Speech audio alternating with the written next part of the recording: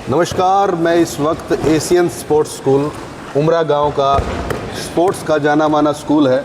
और ये उमरा ही गांव का नहीं, ये पूरे हरियाणा और पूरे देश का है। कारण है क्योंकि यहाँ की खासियत है, आपने भी यूट्यूब चैनल्स अखबारों में खूब पढ़ा होगा कि उमरा गांव खेल गांव है। और यहाँ सिर्फ एशियन स्पोर्ट्स स्कूल के साथ साथ बहुत सारी नर्सरियाँ चलती हैं। खासकर ये स्कूल एक ऐसा इसलिए है क्योंकि यहाँ बच्चों को खेल के साथ पढ़ाया भी जाता है।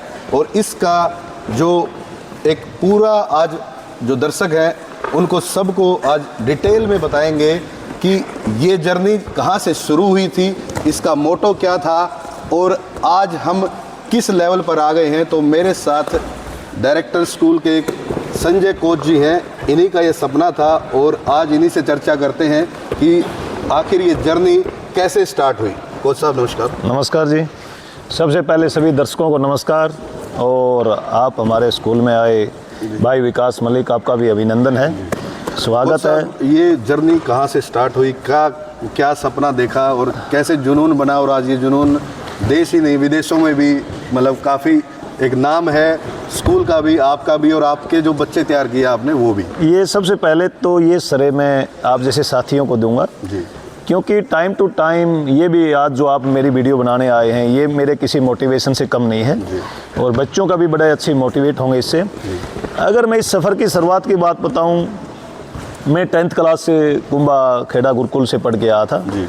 और आने के बाद मैंने हॉकी में कुछ दिन, क्यों हॉकी हमारा गांव का जी, कोई ऐसा बच्चा नहीं होगा जिसने हॉकी नहीं उठाई होगी। बिल्कुल। मैंने हॉकी शुरू की तो 1 साल 1.5 साल मैंने हॉकी खेला तो मुझे लगा नहीं मेरा कोई हॉकी का हुनर था, मैं अच्छा नहीं कर पाया जी। और इत्तेफाक से फिर जो मेरे गुरुजी हैं गुरु हवा सिंह जी, वो CRPF में रेसलिंग टीम में थे जी। गुरुजियों का रिटायरमेंट आना हुआ और ये मेरा भाग अच्छा मानता हूँ, या इस गांव को खेल में कन्वर्ट होना था जी। तो गुरुजियों ने एक छोटी सी संस्था शुरू करी है, गाँव में एक अखाड़ा शुरू किया जी। और मैं भी उसके पहले बैच का स्टूडेंट जी रहा हूँ जी। तो करते करते करते करते चलते गया तो रेसलिंग में अचीवमेंट मिलती गई, डिस्ट्रिक्ट में फर्स्ट आए, फिर स्टेट में फर्स्ट आए जी। फिर ऑल इंडिया में मेडल आ गया, सीनियर नेशनल खेले, हिसार केसरी बने जी। तो मुझे एक मौका भी मिला आर्मी में एज ए हवलदार स्पोर्ट्स से भर्ती होने का। ओके। तो वो 2-3 दिन मैंने विचार किया कि मैं या तो फिर एक फौजी तक सीमित रह जाएगा, भाई मम्मी पापा ने बड़ी मेहनत की है क्योंकि हम 6 बहन भाई थे, मैं सबसे बड़ा था जी। बिल्कुल। तो घर वालों ने, मम्मी पापा ने भी काफ़ी उम्मीद थी कि मैं इनको संभालूंगा जी। बिल्कुल। और मेरी एक नैतिकता भी थी, मेरी एक ड्यूटी भी थी, मैं बहन भाई को भी संभालूं। जी। तो मैंने सोचा कि आर्मी से तो फिर एक अपने छोटे परिवार तक सीमित रह जाऊंगा। जी। बिल्कुल। तो बड़ा जो मेरी ड्यूटी है, माँ बाप भाई बहन हैं, उनके बारे में फिर मैं विचार नहीं कर पाऊँगा। जी। मैंने एक लक्ष्य बनाया कि भाई को एक अच्छा रेसलर बनाना है जी। तो उससे पहले कोच बनना पड़ेगा। जी।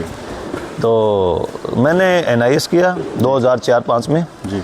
और NIS के बाद मैं फिर सीधा अपने गांव में, जैसे रात को डिप्लोमा लेके आओ तो सुबह मैं ग्राउंड से अपना जर्नी शुरू कर दी। बिल्कुल। और उसके बाद धीरे धीरे धीरे गुरुजियों का कोऑपरेशन और आशीर्वाद रहा मेरे साथ, फैमिली का कोऑपरेशन और आप जैसे साथियों का मोटिवेशन, इन तीनों ने मिलकर ही इस गांव को खेल गांव में कन्वर्ट में सहयोग रहा है। और इसमें छोटी सी भूमिका मेरी भी मैंने निभाई है जी, क्योंकि कोच तो यहाँ बहुत हैं, काफ़ी हैं और गांव में चारों तरफ से स्पोर्ट्स का एनवायरनमेंट है। बिल्कुल। मैं ये तो नहीं कहूँगा सारी चीज़ें मैंने की, बट एक शुरुआत थी ये, बिल्कुल, गुरुजियों का आना और इस तरीके से बनना। तो इससे फिर एक छोटा सा हॉस्टल के रूप में मैंने अपने खेत में इसको शुरू किया। वहाँ फिर मैंने देखा कि हाँ मैं रेसलिंग तो सिखा रहा हूँ बच्चों को, एक रास्ता तो खुल गया स्पोर्ट्स का, दूसरा रास्ता ये कि शिक्षा के बगैर जो 10 तो कामयाब हो गए, जो 90 रह गए वो कहाँ जाएं। बिल्कुल। तो मेरे माइंड में यह आया कि भाई रेसलिंग के साथ साथ एजुकेशन का होना बहुत ज़रूरी है। फिर भी मुझे रेसलिंग के साथ एजुकेशन जोड़ के भी मुझे थोड़ा सा अधूरा लगा कि सब बच्चों में एक जैसी मशीन नहीं होती, एक जैसा टैलेंट हुनर नहीं होता। बिल्कुल। तो उसको स्पेस हो गया था हमारे पास स्कूल में आने के बाद।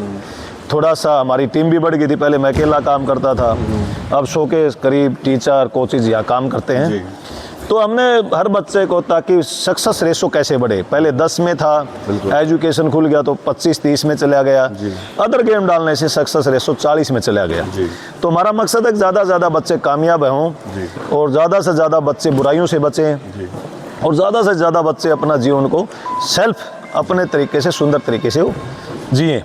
तो इस करके हमने फिर कई गेम डाले। आज उस गेम कई डालने का फ़ायदा यह है कि किसी में बॉक्सिंग का हुनर है तो हम बॉक्सिंग की तरफ ले जाते हैं, किसी में आर्चरी का तो आर्चरी की तरफ, और किसी में वो पहचान करनी पड़ती है। तो हुनर पहचानने का मौका हो गया। हमारे पास अलग अलग जैसे डिसिप्लिन हो गए, अलग अलग गेम हो गए, तो उसमें किसी न किसी बच्चे का कोई न कोई हुनर मिल जाता है और उससे हमारा सक्सेस रेशो बढ़ गया। तो ये बड़ी मेन चीज़ है जी। तो अब तक मान के चलें कि जब शुरुआत की उससे अब तक कितने मेडल मतलब आ चुके हैं? क्योंकि मैं तो सुनता ही रहता हूँ कि आज भी मेडल आ गया, आज भी मेडल आ गया। विकास भाई, अब ये हाल में आप देख रहे हो चारों तरफ, जी बिल्कुल, चारों तरफ ये अखबार की कटिंग है और ये जो फोटो लगे हुए हैं, ये जो कटिंग के साथ ये जो फोटो लगे हुए हैं, ये सभी राष्ट्रीय और अंतर्राष्ट्रीय पर पदक देने वाले खिलाड़ियों के हैं। जैसे अगर मैं ये मंजू कुमारी की बात करूं, ये वर्ल्ड रैंकिंग की मेडलिस्ट है, कॉमनवेल्थ की मेडलिस्ट है। आज ये हरियाणा स्टेट में कोच की जॉब पे है। ज्योति है, ये आर्मी में है। स्वीटी मलिक फिलहाल आपके साथ ही है यहीं, आपको रूबरू होगी। मोनिका कालीरामन है, ये लड़की भी इंटरनेशनल है, ये भी रेफरी है और ए लेवल की रेफरी है। बबली है, इसका एशिया में मेडल था। अभी मंजू संधू है, ये भी 2-3 बार की अंतर्राष्ट्रीय खिलाड़ी है और कई बार की नेशनल मेडलिस्ट है और इसका अभी फिलहाल CISF में हवलदार में सेलेक्ट है। ये काजल ढाका अभी ये बेस्ट रेसलर निकली है, अभी जो गुरु कासिम यूनिवर्सिटी में हुआ था। इसी तरीके से ये सभी देख रहे हो आप, सभी बॉयज एंड गर्ल्स ये अपने जॉब भी कर रहे हैं और अच्छा अंतर्राष्ट्रीय पटल पे इनने काम किया है। बिल्कुल। तो ये सारा जो आप देख रहे हैं, ये पूरा मैट जो इतना बड़ा तैयार है, ये बच्चे अभी प्रैक्टिस कर रहे हैं। ये डेली का रूटीन है, ये डेली यहाँ बच्चे प्रैक्टिस करते हैं। कोच साहब, यहाँ मैट पर जब बच्चे होते हैं, क्या मोटिवेट और क्या इनका लक्ष्य निर्धारित करते हैं ताकि ये मतलब लगे रहते हैं? मैं तो जब से आया हूँ तब से देख रहा हूँ लगे ही हुए हैं, बिना ज़्यादा गाइडेंस भी नहीं है, इनको बोल दिया कि भाई ये करना है तो यही चल रहा है बस। अच्छा विकास भाई, किसी भी गेम में विशेष बनने के लिए, विशेष बनाने के लिए सबसे पहले अनुशासन का होना बहुत जरूरी है। बिल्कुल। अनुशासन का मतलब ये नहीं है कि आप पास हो जब भी कर रहे हो, अनुशासन नहीं, वो दबाव है। अनुशासन का मतलब है कोच या ना हो, सिर्फ बच्चों को टास्क दिया जाए और वो अपना ईमानदारी से निभाए। वो इन बच्चों की रूटीन और इनके व्यवहार में आ चुका कि रहते ये ऑटोमेटिक। अगर मैंने कोई टास्क दे दिया और एग्जाम्पल में कहीं 10-5 मिनट दाएं बाएं भी होना पड़ गया, ये ईमानदारी से अपना टास्क करते हैं। वो तो आप ना आए हो तो देखा भी है, इसमें कोई गफलत नहीं। दूसरी चीज, हमारे बच्चों में सबसे अच्छी बात यह है, यहाँ सीनियर की बड़ी रिस्पेक्ट करते हैं। सीनियर बोलो या ना बोलो, अगर वो सीनियर बैठा है तो बच्चे ये देख रहे हैं कि इसको सीनियर है हमारा, और ये बात इसको तकलीफ ना हो और ये कोच तक जाएगी तो कोच को तकलीफ ना हो। बिल्कुल। सबसे अच्छी बात ये है कि इस स्कूल में यहाँ जो बच्चे हैं अच्छा खेल के साथ अच्छी एजुकेशन में भी है। आज मैं मेरे बच्चे बताऊँ, इसी प्रांगण से 54-55 बच्चे विदेश में स्टडी कर रहे हैं। कोई स्पोर्ट्स कोटे से जा रहा है तो कोई एजुकेशन से जा रहा है। और मुझे बड़ा गर्व होता है जब वो विदेश से कई बार किसी भी विशेष डे पे फ़ोन करते हैं, विश करते हैं, तो वो मेरी एक अच्छी कमाई मानता हूँ कि स्पोर्ट्स की तो है ही है, साथ में एजुकेशन, और एजुकेशन से अच्छी अच्छी कंट्रियों में पढ़ना और रहना। यहाँ सबसे अच्छी दूसरी बात यह है, यहाँ वर्ल्ड मेडलिस्ट भी उसी ड्रेस में मिलेगा। बिल्कुल। और जो नया बच्चा है वो भी सेम, वो भी मिलेगा। करोड़पति का बेटा भी उसी ड्रेस में मिलेगा। बिल्कुल। और गरीब का बच्चा भी उसी ड्रेस में मिलेगा। तो ये एक अनुशासन की बात है। अच्छा, ना इनका ऐसा माइंड मैं यार इंटरनेशनल हूँ, मैं ब्रांड पहनूंगा। अभी ये बच्चा लगा लो, ये एशिया का 2 बार मेडलिस्ट है। और वर्ल्ड खेलने गया था। तो अब इसकी ड्रेस से, आप ड्रेस से तो अंदाजा नहीं लगाओगे कि ये कोई अलग ड्रेस है क्या? ना, सही बात। हाँ। दूसरी चीज, अभी एक लड़का ही है, अनुराग, ये एग्रीकल्चर यूनिवर्सिटी में स्पोर्ट्स से भी एडमिशन हुआ, HAU में। हाँ, BA फर्स्ट में। तो ये क्योंकि HCU जैसी यूनिवर्सिटी में एडमिशन होना, बिल्कुल, तो बच्चे के साथ एजुकेशन स्पोर्ट्स के साथ एजुकेशन आप, तो इसी तरीके से किसी बच्चे से आप बात करोगे तो एजुकेशन भी ठीक ठाक रहेगी। टीचर भी हाई क्वालिफाइड आपने रखे हुए हैं, हाँ। ताकि बच्चों को एजुकेशन की भी दिक्कत ना आए। बिल्कुल। हाँ, आगे जैसे मैं आगे क्या फ्यूचर प्लान्स हैं उन पे थोड़ा डिस्कस करते हैं कि आगे क्या क्या अब आने वाला है।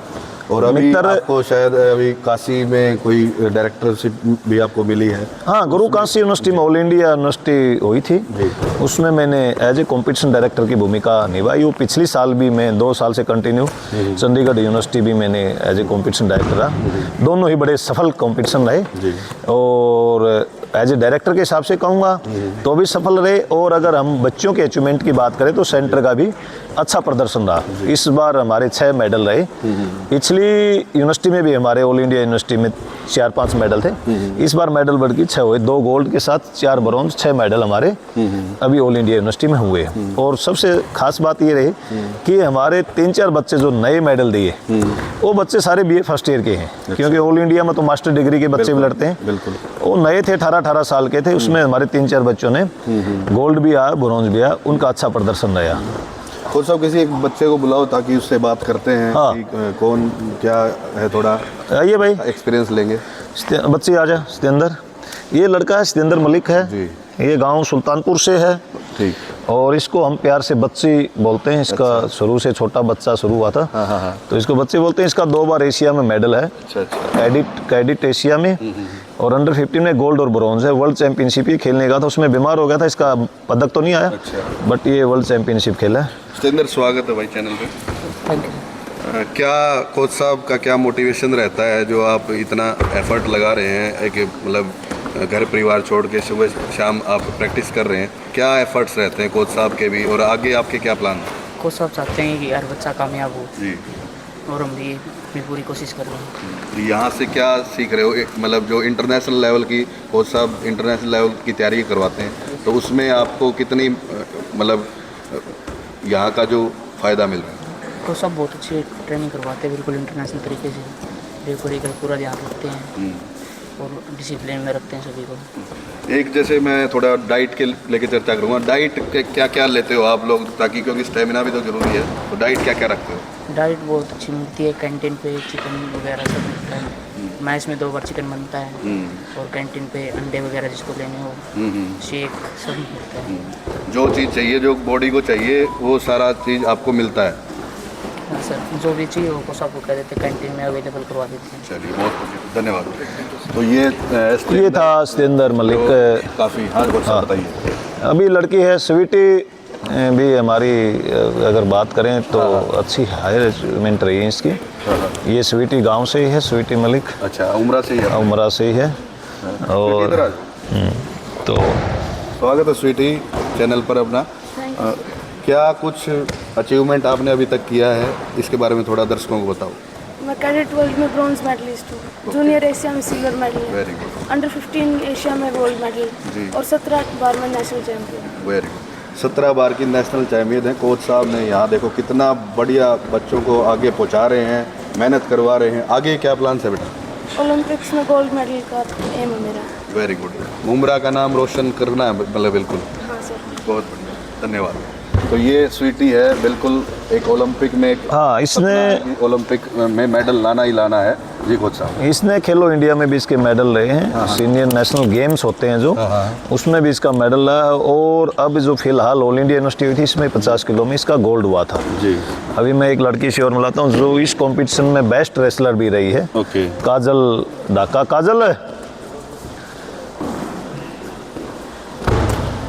अच्छा, ये ये हाँ, ये जो काजल है ये भी एक उभरती हुई रेसलर है। ये BA फर्स्ट की, मात्र 18 साल इसकी उम्र हुई है। तो ये काशी वाला जो टूर्नामेंट था, उस टूर्नामेंट की बेस्ट रेसलर रही है। काजल, स्वागत है आपका। इस बार अचीवमेंट लेके आए हो, कोच साहब ने अभी बताया, क्या रहा? अब ऑल इंडिया यूनिवर्सिटी हुई थी, उसमें बेस्ट रेसलर का वो। ये पहला अवार्ड था आपका, तो कितना मोटिवेशन मिला अवार्ड मिलते ही? बहुत ज़्यादा। आगे के क्या प्लान्स हैं? अब जूनियर एशिया होगी उसमें। और खाना वाना सब बढ़िया? ओके, डाइट बढ़िया रहती है? चलिए, बहुत बढ़िया, अच्छा लगा आपसे बात करके, धन्यवाद। कोच साहब, बड़ा अच्छे बच्चे तैयार हो रहे हैं और इसमें कोई अपने डाउट और भी नहीं एक है। लड़की मैं दिखाता हूँ, भी नई बड़ी उभरती हुई है, +1 की लड़की है। ओके ओके, ये प्रवीण, ये आइए दौड़ के, ये भी अपने उमरा से ही है, ओके प्रवीण मलिक। ये स्वीटी की कज़न है। ओके, हाँ, इसका एशिया में गोल्ड था। अच्छा अच्छा, ये वर्ल्ड चैम्पियनशिप भी खेलने गई थी और वर्ल्ड चैम्पियनशिप में इसके जो मेडल की बाउट थी उसमें वज़न ज़्यादा होने की वजह से ये उसमें नहीं लड़ पाई थी।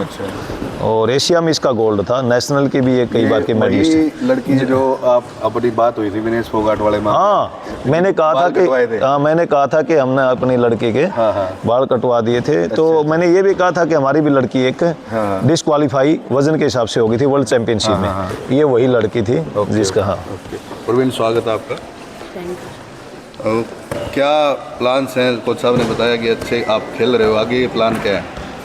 ओलंपिक में गोल्ड देना है, कोच सर पूरा गोल्ड दिलवाना चाहिए। ओके, तो अभी कैसी तैयारी चल रही है?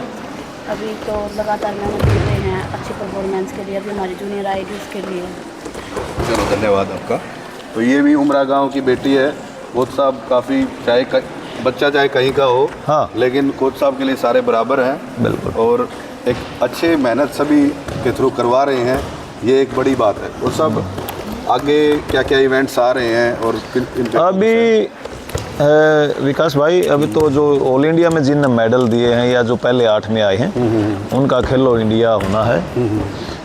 दूसरी, अभी जूनियर और सब जूनियर की सभी टूर्नामेंट अभी शुरू हो जाएंगी, उनकी तैयारियां हैं जी। हाँ, तो अभी पहले मेन तो खेलो इंडिया है, उसकी तैयारी अभी में। अपने पास कौन कौन से गेम्स चल रहे हैं? अपने पास रेसलिंग है, बॉक्सिंग है, तीरंदाजी है, कबड्डी है, वुशु, पेंसिक सिलाट। ओके। और इस बार 2-3 गेम और हम डालने जा रहे हैं। कौन कौन से? मैं अभी गर्ल्स क्रिकेट डालने जा रहे हैं ओके, और एक शूटिंग और एक टेबल टेनिस, हम ये गेम और जोड़ना चाह रहे हैं। चलो, बहुत बढ़िया। ये तो धीरे धीरे जो ये कारवां है ये बढ़ता जा रहा है।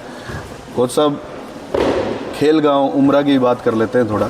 जी, खेल गांव उमरा कैसे बना?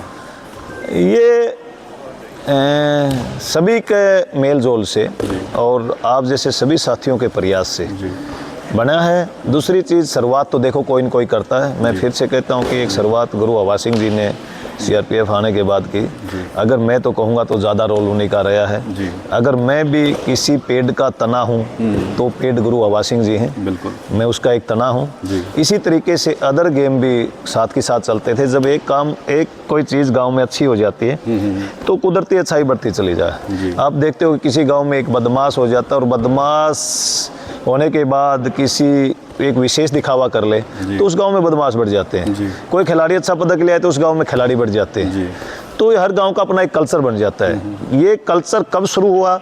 ये गुरुजी आए हैं और उन्होंने एक शुरुआत करी, तो ये कल्चर धीरे धीरे इन्वायरमेंट बन गया।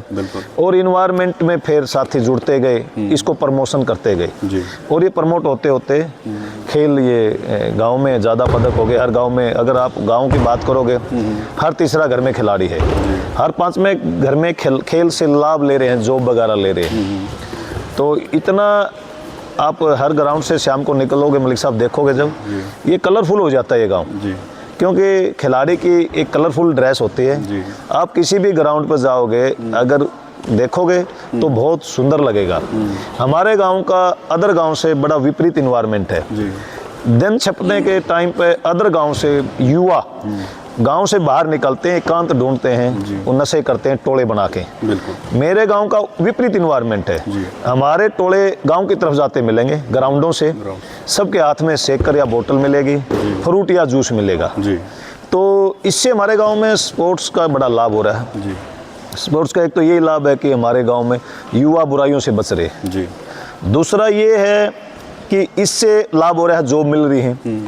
तीसरा ये है कि गांव का आपस का बड़ा अच्छा भाईचारा है। किसी न किसी मंच पे इकट्ठे हो जाते हैं और एक दूसरे को बड़ा प्रमोट करते हैं। खेल गांव की शुरुआत हुई, धीरे धीरे गुरुजियों ने शुरुआत करी, रेसलिंग अच्छा हो गया, साथ में इसको देख के दूसरे सेंटर भी शुरू हो गए, फिर रेसलिंग से जुड़ के कई गेम स्कूल में जुड़ गए। अब ऐसा कोई भी स्टेट नहीं है जिस स्टेट का बच्चा उमरा में ट्रेनिंग नहीं कर रहा। कुछ हॉस्टल में रह रहे हैं तो कुछ गांव में मकान किराए पर लेके रह रहे हैं। ये इसमें सभी का सहयोग है, गांव वालों को भी काफ़ी लाभ है। गांव में रह रहा है बाहर का आदमी, गांव की दुकान अच्छी चल रही है, गांव के मकान किराए पर जा रहे हैं, बिजनेस अच्छा चल रहा है। हाँ, दूसरी चीज़ गांव वाले भी इस लायक हैं, जो बाहर से कोई भी रहता है उसका बड़ा कोऑपरेट और बड़ा सम्मान करते हैं। वो ये नहीं सोचते राजस्थान से महाराष्ट्र से, उसको सोचते हैं तो बाहर का है तो बल्कि उसको सपोर्ट करते हैं। भाई दूध की ज़रूरत है दूध, लस्सी की ज़रूरत है लस्सी, और बड़ा ईमानदारी से देते हैं। तो ये मेरे गाँव का अच्छापन भी मानूंगा। और ये सभी का मिलके, इसीलिए बाहर का आदमी बड़े इज्जत के साथ रहता है, उसका दिल करता है यहाँ आने के बाद यहीं का बन के रह जाता है। अब जैसे मैं, एक बच्चा है राजस्थान से, वो मदर और वो दोनों बच्चे, आइए भाई अंकुर, अच्छा, ये राजस्थान से है। ओके। हाँ, ये गांव में मकान किराए पे लेके रहता है। अब इसका घर कम दिल लगता है राजस्थान में। अच्छा। इसकी मम्मी का और इसका, इनको उमरा एक अपना घर जैसा लगने लग गया। तो ये अपना एग्जाम वगैरह देने जाता है या कोई ओकेजन है तो ये एक दिन की छुट्टी जाएगा। अच्छा। तो इसको यहाँ अपना घर की तरह लगता है। इसको बड़ा कोऑपरेशन करते हैं गांव में, जहाँ भी ये जिस मकान में रहता है घर जैसी फीलिंग रहती है इनकी। चलो बात, अंकुर स्वागत है। कैसा लग रहा है उमरा गांव में आके? क्या कुछ कोई दिक्कत परेशानी तो नहीं? और कोच साहब कैसी ट्रेनिंग दे रहे हैं? चलिए बहुत बढ़िया, धन्यवाद। तो ये अंकुर थे, ये बाहर से रह रहे हैं राजस्थान से आके, और गांव उमरा में, मतलब कहा तो ये जाता था कि लोग गांव से शहर में जाते थे प्रैक्टिस ट्रेनिंग करने, लेकिन हमारे यहाँ उल्टी गंगा बह रही है। नहीं विकास भाई, ये तो एक एग्जांपल दिया है। ऐसे तो को 15-20 फैमिलियाँ होंगी जो गांव में इसी तरीके से रहती हैं और यहाँ का जो लाभ ले रहे हैं सभी स्टेटों से, महाराष्ट्र से लगा लो, मध्य प्रदेश से लगा लो, आप जो इस देख रहे हैं रेसलिंग हॉल में, कई सभी स्टेटों के बच्चे हैं। एक कुछ सा मैं पढ़ रहा था कि पूरे देश में, मतलब उमरा गांव से ही सबसे ज़्यादा कोच है क्वालिफाइड। यस, आप सही पढ़ रहे थे। उमरा में 28 NIS क्वालिफाइड कोच है। ओके। और कोई ऐसा डिपार्टमेंट नहीं जिस डिपार्टमेंट में एज ए कोच जॉब नहीं कर रहे हो। सभी एक्टिव तो हमारे, आप ये देखो, कल आप हॉकी का इंटरव्यू ले रहे थे, आज़ाद सिंह मलिक हैं, और रिटायरमेंट हो गए यूनिवर्सिटी से, और फिर भी वो बड़ी एनर्जी के साथ एक्टिव काम कर रहे हैं। बिल्कुल। तो ये एक कोच के साथ नहीं, कोच के साथ पेरेंट्स और आप जैसे भी, उनकी फैमिली भी सारी लगभग स्पोर्ट्स ही है। हाँ, नहीं वैसे आप ऐसा गांव में कोई फैमिली नहीं रही प्रेजेंट में जिसमें स्पोर्ट्स नहीं जुड़ रहा हो। आप भी स्पोर्ट्स से जुड़ रहे हैं, आप हमारे को मोटिवेट के माध्यम से जुड़ रहे हैं, कुछ बच्चे के पेरेंट्स के रूप में जुड़ रहे हैं, कोई कोच के रूप में जुड़ा है। कोई ऐसा गांव है ही नहीं उमरा में जिसमें 36 बिरादरी में गेम का किसी न किसी सोर्स से ना जुड़ रहा हो। कोई किसी बॉडी में हेल्प करने में जुड़ रहा है, कोई कबड्डी को सपोर्ट कर रहा है, कोई कुश्ती को सपोर्ट कर रहा है। तो अब उमरा में सारे हर घर में ये चीज़ें, और उमरा के साथ साथ हमारे गवांडों पे भी इस चीज़ का इफेक्ट पड़ा है। तो जैसे सुल्तानपुर गवांड है, वहाँ भी काफ़ी बच्चे जॉब पे हैं, और कई बच्चे इंटरनेशनल है कुश्ती में, जिनकी बेसिक रेसलिंग यहीं से शुरू हुई है। बहुत बढ़िया। हाँ, तो ये गांव में भी बड़ा, तो मतलब आसपास के गांव में भी एक माहौल बन गया है कि भाई उमरा में जब मेडल आ रहे तो आपके यहाँ बिल्कुल बड़े मोटिवेट हैं और इससे बुराइयों से भी बच रहे हैं और अपना गुजारे लायक भी अच्छा जीवन भी जी रहे हैं। चलिए कोच साहब, आपका बहुत बहुत धन्यवाद, और आपने अपना कीमती समय दिया। बच्चों का ट्रेनिंग का टाइम था, मेरा भी आना इसी टाइम पे हो गया। देखिए कितनी बढ़िया आज कोच साहब ने बात भी बताई और हमें भी नई जानकारियाँ मिली, दर्शकों को भी नई जानकारियाँ मिली कि राजस्थान से स्टूडेंट है वो यहाँ आके वहाँ मन नहीं लगता, बता रहे कि यहीं उमरा में ही मुझे करना है, सीखना है और उपलब्धि हासिल करनी है। बच्चों से बात की, बच्चे भी सभी का सपना मेडल का है, ओलंपिक मेडल का है, और ये ऐसा तो है नहीं कि कोई जुनून ऐसे ही पैदा होता है, ये जुनून पैदा करना पड़ता है। और ये काम बखूबी जो हमारे संजय कोच साहब हैं इन्होंने किया है। इन्होंने अपनी जर्नी बताई कि कैसे इन्होंने शुरुआत की, कैसे इन्होंने जो मैट तक इतने बच्चों को लेके आए, मैट ही नहीं अब और धीरे धीरे और जो इवेंट्स हैं और खेल हैं उनसे भी बच्चों को जोड़ा जा रहा है, क्योंकि इनका भी कहना है कि भाई प्रतिभा ज़रूरी नहीं है कि हर बच्चे में प्रतिभा कुश्ती की हो, बाकी खेलों को भी महत्व दे रहे हैं। और सबसे अच्छी बात है कि बच्चों को अपने साथ रखते हैं, डाइट से लेके हर चीज़ का ध्यान रखते हैं। कोच साहब, दर्शकों से कोई अपील अगर करनी हो आपको तो? मैं भाई आपके इस चैनल के माध्यम से और आपकी आवाज़ के माध्यम से, स्पोर्ट्स बड़ी अच्छी चीज़ है। सबसे अच्छी चीज़ ये है कि बच्चा सबसे पहले तो आज का दिन स्वस्थ नहीं है, स्वस्थ करने के लिए या शरीर की ग्रोथ करने के लिए शरीर का वर्क चाहिए। हमारी एक्टिविटी में शरीर वर्क रहा नहीं, पहले हमारे जैसे हम थे या हमारे से जो बड़े थे उनके वर्क में ही एक्सरसाइज थी। आज हमारे वर्क में एक्सरसाइज नहीं रही, तो स्पोर्ट्स कराना चाहिए। इसलिए नहीं कि वो खिलाड़ी बने, स्पोर्ट्स आज के दिन विकास भाई इसलिए ज़रूरी हो गया, एक तो जो पैसेंस है वो ख़त्म हो गया। पैसेंस हर कार्य में ज़रूरी है। पैसेंस कब डेवलप होता है? जब किसी चीज़ की तकलीफ को झेल के और फिर कार्य करता है, उससे पैसेंस डेवलप होता है। दूसरी चीज़ फिजिकली खान पान है, उसको डाइजेस्ट करने के लिए फिजिकली वर्क का होना बहुत ज़रूरी है, क्योंकि हमारा फूड एनर्जेटिक के साथ साथ एसिड भी हो गया, क्यों खान पान में शुद्धता नहीं रही। खान पान की शुद्धता नहीं रही तो किसी एसिड को तोड़ने के लिए फिजिकली वर्क का होना बहुत ज़रूरी है। आप अगर किसी 10 साल के बच्चे या 15 साल के बच्चे की बात करोगे, उसके कहोगे खाटी डकारा हुए हैं, खाटी डकार का मतलब उसको एसिड इसलिए है कि फूड डाइजेस्ट नहीं हो रहा, फूड सड़ रहा है, और उसको डाइजेस्ट करने के लिए फिजिकली वर्क का होना बहुत ज़रूरी है।